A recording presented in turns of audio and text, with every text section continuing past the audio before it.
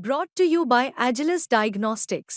Health test की बात आती है तो मैं भरोसा करता हूँ India's largest diagnostics company Agilus Diagnostics. खुद को टेस्ट करते रहो।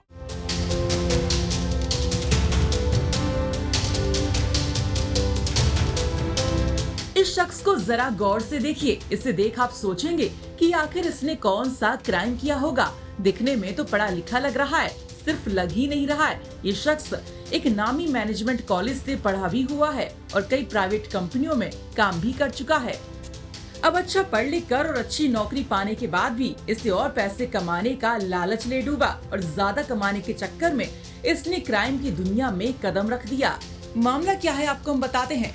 दरअसल इस शख्स का नाम है राहुल चतुर्वेदी। ये कई महिलाओं को ठग चुका है। ये मैट्रिमोनियल साइट्स पर फेक प्रोफाइल बनाता था, जिसमें खुद की लाखों में सैलरी बताता था और एक बड़ी कंपनी का रीजनल मैनेजर भी बताता था और 35 साल की अमीर महिलाओं को ही निशाना बनाता था और उनसे ही बात करता था, उनसे मिलता था, उन्हें भरोसे में लेकर उनसे पैसे ऐंठना शुरू कर देता था।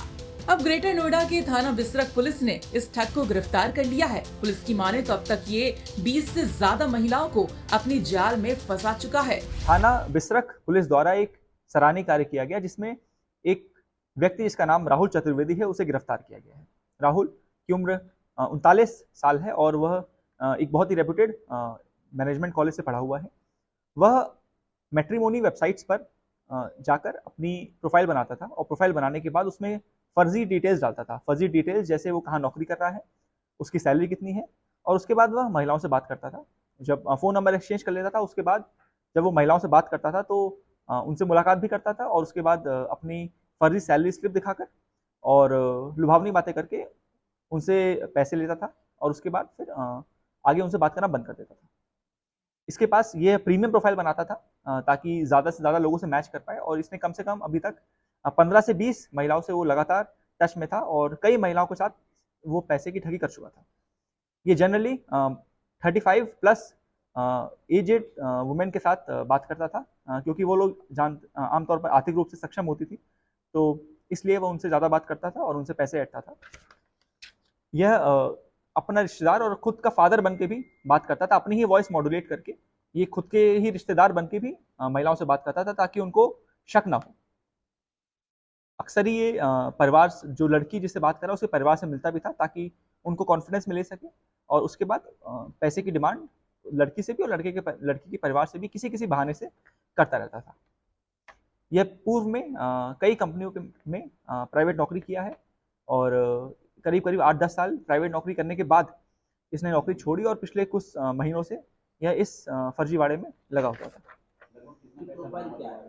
यह एक बहुत ही रेप्यूटेड IIM से इसने MBA किया 2012 में और उसके बाद इसने कई प्राइवेट कंपनियों में अलग अलग विभिन्न स्थानों पर एक बहुत ही रेप्यूटेड नौकरी करी है। पिछले कुछ महीनों से ये कुछ भी नहीं कर रहा था और केवल इस ठगी में ही संलिप्त था।